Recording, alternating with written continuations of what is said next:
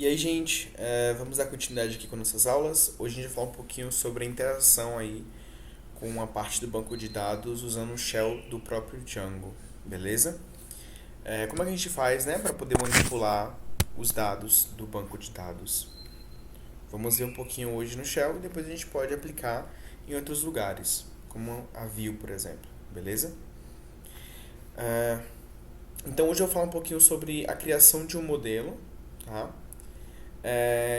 O create, né, o read, que são as consultas, update e o delete. Um crudezinho básico aí no banco de dados. Okay, let's go.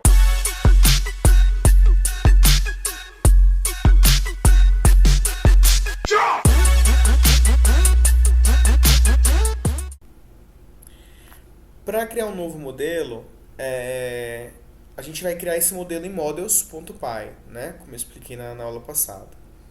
E a gente vai adicionar o aplicativo também no settings.py, vai realizar as migrações e aí a gente vai executar o shell para a gente começar a fazer a manipulação no banco de dados. Vamos ver isso aqui. Então, primeiro tem a criação de um modelo aqui. Eu criei dois modelos, disciplina e aluno, tá? Aluno tem uma matrícula, que é unique, tá? Então, ele tem que ser único, essa matrícula. Uma data de nascimento, nome, disciplinas atuais, que faz uma relação aqui de muitos para muitos com disciplina, beleza? E tem um método aqui de matricular também, para poder fazer a matrícula do aluno, adicionando uma disciplina aí para ele. Beleza? Então, a gente vai colocar o nome do aplicativo nos aplicativos instalados, nas configurações, né? Então, aqui em Install Apps, a gente coloca o meu app. E aqui, a gente realiza as migrações, né? Então, primeiro a gente faz as migrações. E aí, veja que os modelos foram criados aqui nas migrações, nesse arquivo. E depois a gente migra, né? Fazer todas as atualizações aí, as migrações para o banco de dados, criando as tabelas no banco de dados. Pronto. Aí agora eu vou rodar o comando chamado python manage.py shell. Quando eu executo isso, ele vai executar o interpretador do Python, né? O shell do Python. E aí agora eu posso fazer manipulação aqui do banco de dados. Como é que funciona, né? Essa manipulação do banco de dados do Python. A gente sempre vai usar a classe em si para poder fazer alterações, tá? Então perceba que primeiro eu precisei importar disciplina e aluno. Então from meu app, né, .models, meu app é o nome do aplicativo que eu criei e coloquei nos aplicativos instalados. .models, né, importe disciplina e o aluno também. E aqui eu coloquei o alunos.objects.all, né, para poder verificar todos, fazer uma consulta aqui geral, né, de todos os registros que estão em objetos.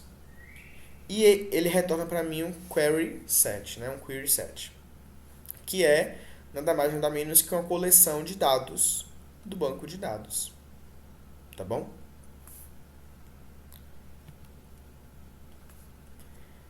Para a gente instanciar um modelo, né, então criar um registro no banco de dados, na verdade, a gente tem que ter cuidado com parâmetros obrigatórios.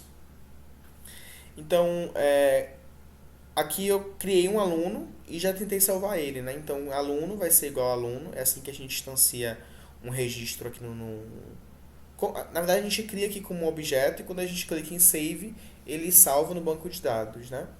Então, a gente instancia esse objeto e a gente instancia como se fosse qualquer outro tipo de classe mesmo, tá? E a gente chama o aluno.save para poder salvar esse dado, esse objeto no banco de dados. Quando eu faço isso, ele já deu um erro aqui de integridade, né? Informando que uma restrição aqui de NotTool falhou, que foi justamente a matrícula. Por quê? Porque a matrícula ela é unique, né? E unique ele um, solicita a informação, né, sobre ele. Ele não pode ser enviado sem nada, porque ele precisa lidar com essa informação para saber se é único ou não. Então, o Django precisa coletar essa matrícula que você precisa inserir quando instancia, para poder verificar se existe duplicidade ou não. Então, se não tiver ela, ele vai ter um erro, tá?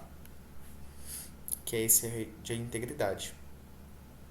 Agora perceba que quando eu criei aqui, ele não deu erro nenhum, né? Então aluno igual aluno, abre e fecha parênteses aqui. Ele não deu erro nenhum, porque eu não tô... O método de inicialização é diferente, né? Eu não estou usando o definite aqui que eu criei para precisar passar parâmetros obrigatórios, não. Agora eu precisaria, depois que faça essa instanciação, aí sim alterar os valores antes de salvar. Porque eu posso fazer as modificações que eu quiser no meu objeto. Contanto que na hora de salvar, né, na hora de fazer a transferência para o banco de dados, transformar esse objeto em um registro no banco de dados, ele esteja dentro dos conformes do modelo que eu criei, com as restrições do modelo que eu criei, tá? E como é que a gente corrige isso, né? Então, eu posso passar a matrícula, se eu não me engano, data de nascimento ele também solicita. E aí eu passo aluno, matrícula e a data de nascimento. Esse aqui também é o modelo da data de nascimento, tá? Primeiro o ano, depois o mês, depois o dia. Agora que eu passei a matrícula, data de nascimento, eu cliquei em salvar, né? Então, cliquei não, selecionei para salvar, então aluno.save e pedi para exibir o aluno. Perceba que não exibiu nada, né? Por que não exibiu nada? Quando eu coloquei print aluno. Porque aqui em aluno, quando eu faço um print, né? Ele retorna para mim o nome. E o nome eu não coloquei nenhum. Então ele imprimiu aí uma string vazia. Tá bom? Porque eu não coloquei o nome aqui nesse caso, né? Agora perceba que aqui embaixo eu coloquei o nome. Nome fulano de tal. Para esse aluno 2 aqui dessa matrícula. Quando eu salvei esse registro no banco de dados, né, e pedi para imprimir o meu objeto, ele retornou fulano de tal porque é justamente o nome que foi adicionado. Então ele retorna para mim esse nome mesmo. Tá bom? E aí o aluno.objects.all eu faço aí de novo a requisição, a consulta, né, de todos os registros dessa tabela aluno e ele retorna para mim nessa coleção aqui dos dados do banco de dados com aluno, que o tipo, né, que é do tipo aluno, e o nome, né, ou a identificação ali visual que você coloca no str, né, no método mágico str. Nesse caso foi o nome, então aqui eu não coloquei nome nenhum, então ele não aparece nada, e aqui aparece fulano de tal. Mas eu poderia fazer uma interação, né, nessa coleção para verificar outras informações de cada aluno, por exemplo, mas a gente vai ver sobre isso. Então, para criar é bem tranquilo, né? A gente vai simplesmente instanciar um objeto do modelo e vai salvá-lo dessa forma. Então, a gente primeiro importa, né, a tabela que a gente vai estar utilizando, o modelo que a gente vai estar utilizando. Então, nesse caso, eu utilizei aluno, então importei aluno. E aí eu posso criar um objeto do tipo aluno e depois salvar, tendo cuidado apenas com os parâmetros que são obrigatórios, né? Então, nesse caso, matrícula obrigatória, consegui salvar, depois eu adicionei ela, e funcionou tranquilamente aqui, consegui salvar. Se eu parasse de executar nesse shell e executasse de novo, os dados continuariam salvos, tá? Porque já estão salvos num banco de dados, beleza? O read, ele é o equivalente às consultas no banco de dados. Inclusive, já mostrei aqui o recuperar todos os objetos, né? Que a gente usa o objects.all. E aí existem algumas maneiras da gente realizar operações de leitura. E talvez essa seja a mais importante, né? No banco de dados, fazer as consultas. Eu separei quatro partes principais aqui, que a gente pode detalhar, né? Mais em cada um.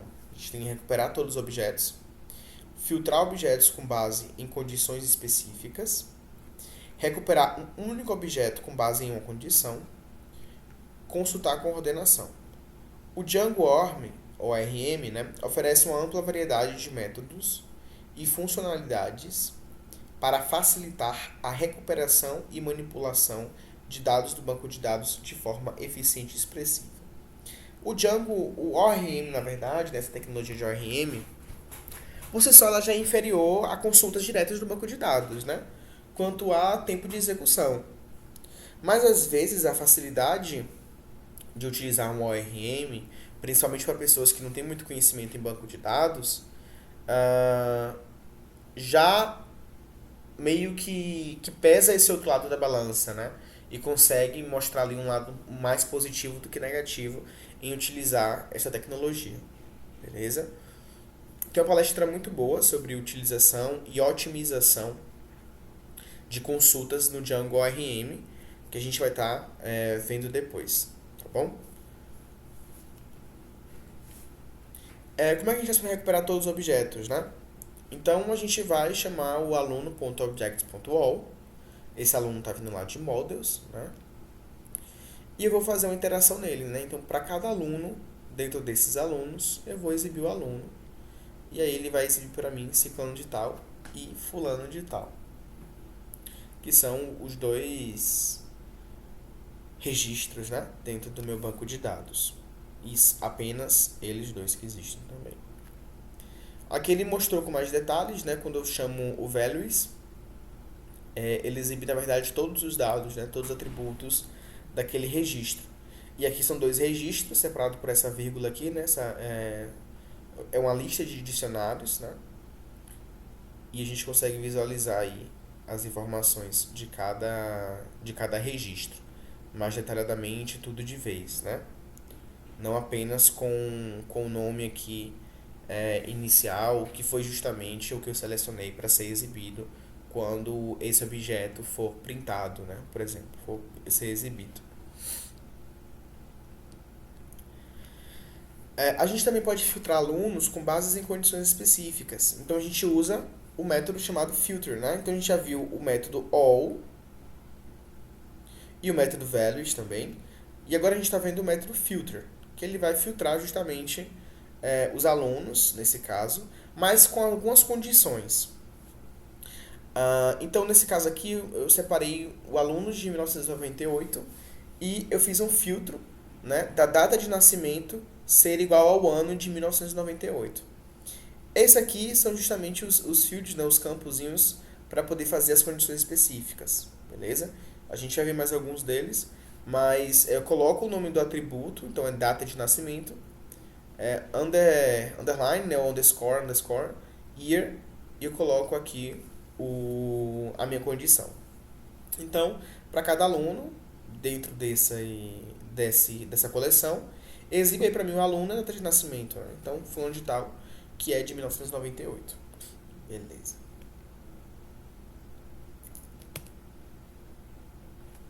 Recuperar um único objeto com base em uma condição.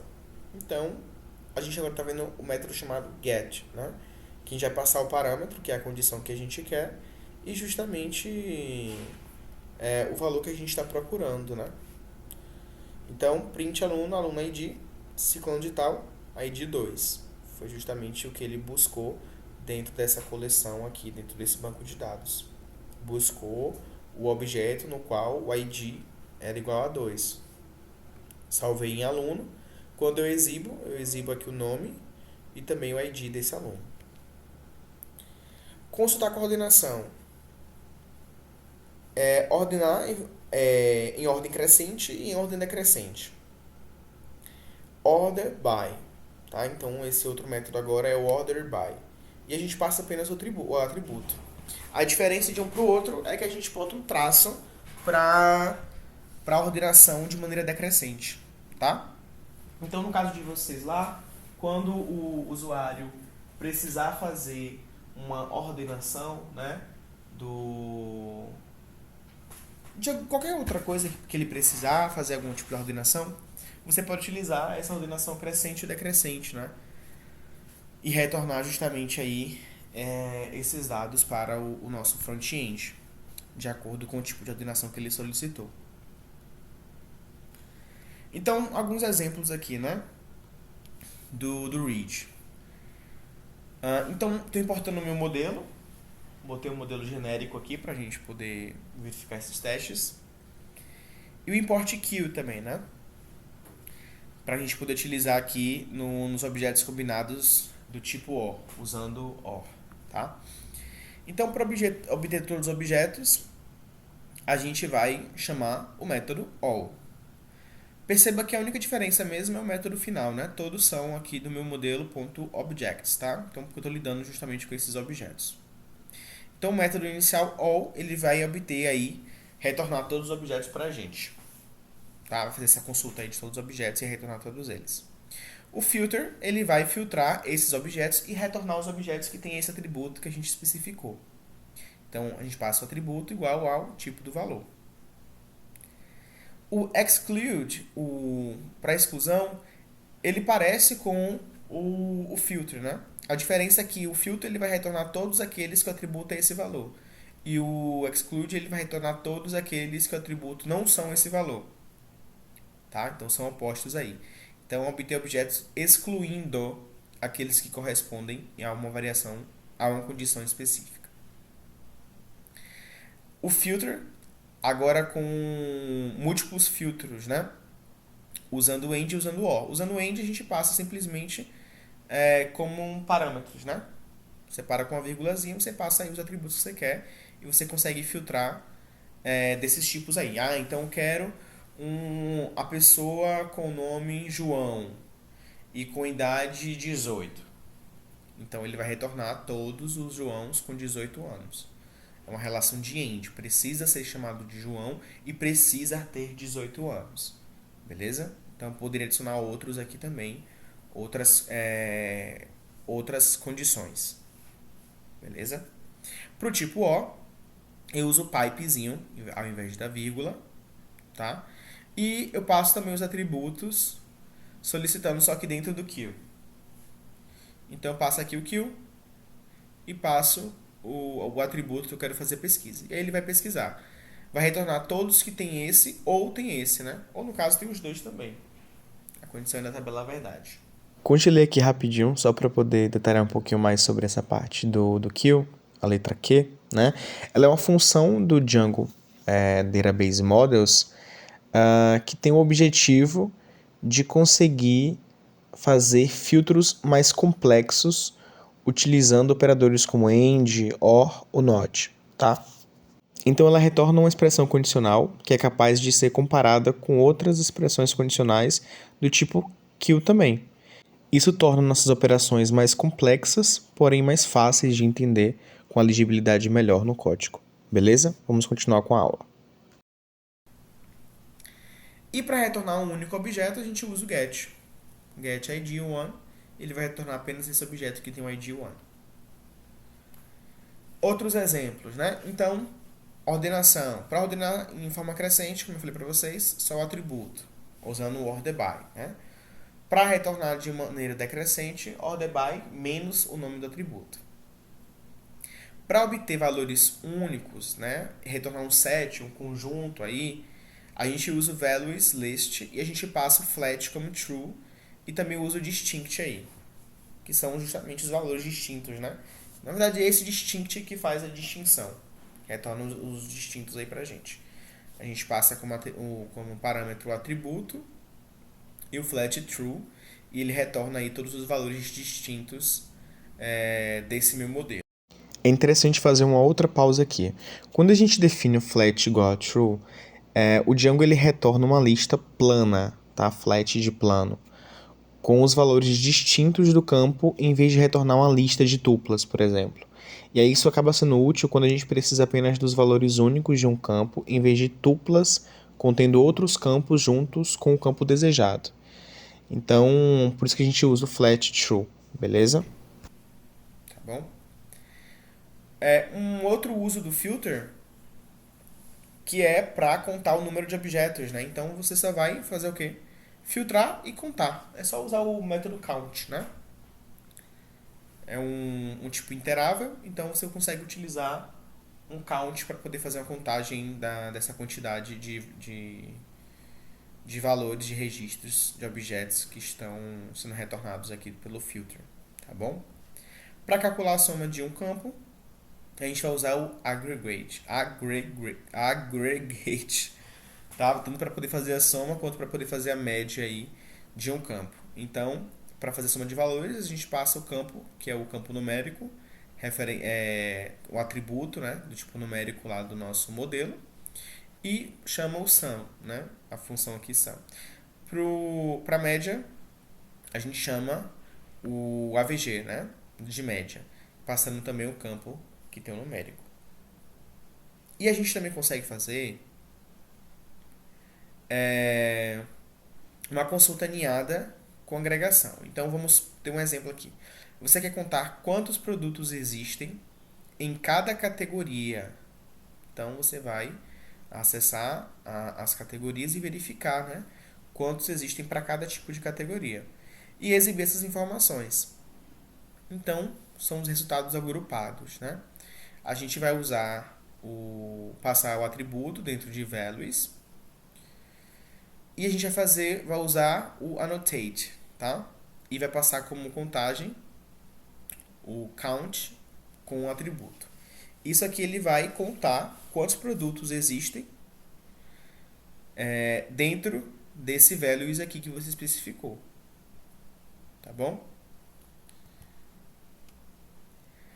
E para a gente poder recuperar dados mais complexos, né? Com relações assim, mais exclusivas e tudo mais, a gente pode fazer um alinhamento desses métodos, né? Da chamada desses métodos. Agregando sempre um com o outro. Então, nesse exemplo aqui, busque todos os funcionários que tenham mais de 3 anos de serviço, que ganhem menos de 5.000 de remuneração e que não tenham marcos no nome. Então, veja que é uma consulta aqui bem específica, né? A gente pode atingir esse objetivo vou chamar aqui, né, a coleção de funcionários, o funcionário objects, e vou passar o exclude, né, passando o nome de marcos, porque são os registros que eu quero não ter, né, que eu quero remover desse retorno aqui que ele vai fazer. Então, de todos as pessoas salvas, me retorne apenas os que não têm o nome Marcos. Tá? Esse filter de todas as pessoas que não têm o nome Marcos dentro de funcionários, me retornem agora os que têm tempo de serviço maior que 3. Esse 3 está dado em ano, né? Então, me retornem todos esses que têm tempo de serviço maior que 3. E de todas as pessoas que não têm nome Marcos e que têm maior que 3 anos de tempo de serviço, filtre também agora todos aqueles que têm uma remuneração menor que 5.000. E agora me retorne todos eles que restaram aí desse filtro, dessa sequência agregada de filtros, tá bom? E aí o método exclude, ele retira linhas da pesquisa. No nosso caso, ele vai excluir os registros que contêm marcos no nome. Filtra a busca de acordo com os filtros que passamos. No exemplo, para filtrar maior que, adicionamos a string greater than. E LT para less than, menor que, nos campos, tá bom? Isso aqui eu tirei do Python Academy. Vai ter aí o link no slide para vocês acessarem. E temos outros também, fields lookups, tá? A gente tem um greater than, tem um less than, tem um year, e tem outros também que vocês podem darem uma pesquisada aí mais aprofundada. Vou deixar aí o link para vocês pesquisarem um pouquinho mais sobre, a gente também discutir essas consultas mais complexas nas próximas aulas, tá bom? Para fazer a atualização, bem tranquilo também, né? A gente só vai pegar o objeto que a gente quer atualizar. Então a gente pode fazer um filtro, a gente faz um catch, né? Uma query, uma consulta desse objeto que a gente quer atualizar, e a gente só faz a atualização direta dos atributos mesmo, né? Essa aqui já é uma boa prática no Django. A gente poderia usar sobrescrever métodos do tipo get, do tipo set, para poder fazer validação, tá? Então, seria encapsular, né, esses atributos aqui e criar getters e setters aí para poder fazer atualização. Mas também percebi que muitas pessoas que utilizam Django utilizam também esse tipo de padrão, tá bom? Então, aluno atualizado, ponto save, e a gente vai estar retornando aí todos os objetos do tipo aluno, e ele vai retornar uma query set, né, a coleção de dados do banco de dados, com o tipo aluno e o aluno fulano de tal. Atualizei o nome, né? Então, o nome peguei o primeiro objeto de aluno, tá? botei o nome dele, não tinha nada. Aí eu fiz a alteração no nome, botei para Ciclano de tal. Agora quando eu imprimi de novo, ele apareceu o nome Ciclano de tal. Para deletar, muito simples também. Ah, poderia ser qualquer outro método, tá, gente? Nesse caso, o nome poderia ser data de nascimento, disciplina ou qualquer outro tipo de atributo registrado em aluno. Demorei porque estava tentando lembrar os atributos de aluno que eu registrei. Para deletar também é bem simples. A gente usa o método delete, né? Então, vou, vou criar um terceiro aluno aqui com o nome Doideira. Vou salvar esse aluno. Quando eu exibo, Doideira está aqui cadastrado. Tá bom? Vou filtrar agora esse aluno Doideira. Vou retornar ele para mim. Então, ele retornou aqui meu Doideira para mim. Vou pegar o primeiro elemento, porque ele retornou uma coleção, né? De alunos chamado Doideira. Só que só tinha um Doideira, então peguei só esse primeiro aluno aí chamado Doideira. Printei ele aqui pra gente conferir se tá tudo certinho. E agora eu faço o delete dele. Então, já que eu já tenho ele separado, esse aluno é o aluno Doideira, né? Aluno na posição 0 aqui dessa coleção. Eu faço o aluno delete e pronto. Quando eu faço aluno objects all, pegando todos os alunos aí que eu fiz aqui em cima, e eu exibo, agora o Doideira não está mais cadastrado. Tá bom? Então, para deletar, muito simples. E para a gente poder visualizar agora esses dados no Django Admin, né? Na plataforma Admin lá do Django. A gente vai rodar o nosso servidor primeiro. Primeiro vai criar os usuários, na verdade, né? O superusuário, se você não tiver já criado. Depois a gente vai adicionar o modelo no admin. A gente também viu na aula passada, né? Ir lá no arquivo admins.py e colocar admin.site.register, se não estou enganado é isso. E entre parênteses passa como parâmetro o nome do modelo. Beleza? E a gente vai acessar o admin, que é o quê? É o seu localhost, né? Na porta /admin. E você vai acessar a plataforma do admin, do Django, tá? E aí você pode clicar, vai aparecer assim para você, né? E vai aparecer o nome do aplicativo e os modelos que foram cadastrados. Então, alunos, cliquei em alunos e já estou vendo aqui os 2 alunos que estão cadastrados, tá? Quando eu cliquei em um aluno, nesse caso eu cliquei em fulano de tal, eu consigo ver todas as informações dele. Então, matrícula, o nome, data de nascimento, curso, e-mail dele, disciplinas atuais. E veja como é interessante, né? Ele já formata esse formulário aqui de acordo com os tipos que foram registrados no meu modelo. Então, esse disciplinas atuais era o Many-to-Many Field, né? Ele cria uma terceira entidade para poder fazer a relação. Então, ele representa isso através meio que de uma lista aqui, né? Dentro desse formulário. Vamos criar disciplinas agora e adicionar em aluno. A gente só criou aluno, fez tudo em aluno, né? Atualizou, consultou, deletou. Mas vamos criar agora uma disciplina, que foi o modelo que eu criei também, e vamos adicionar essa disciplina ao aluno.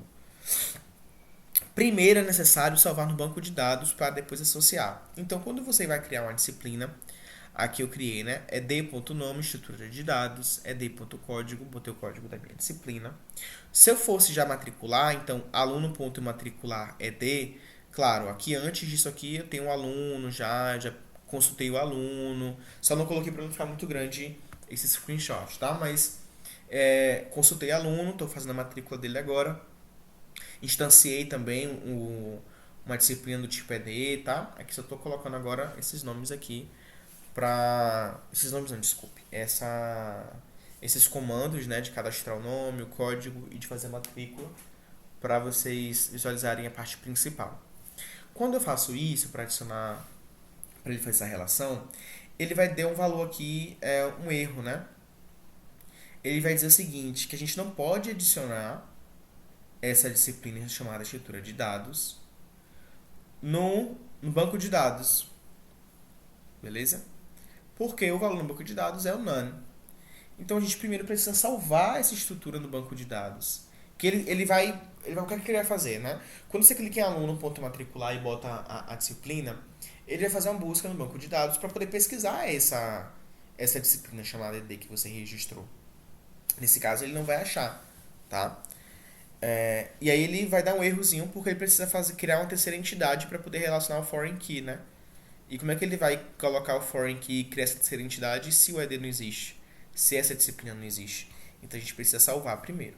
Simples. É só colocar um ed.save.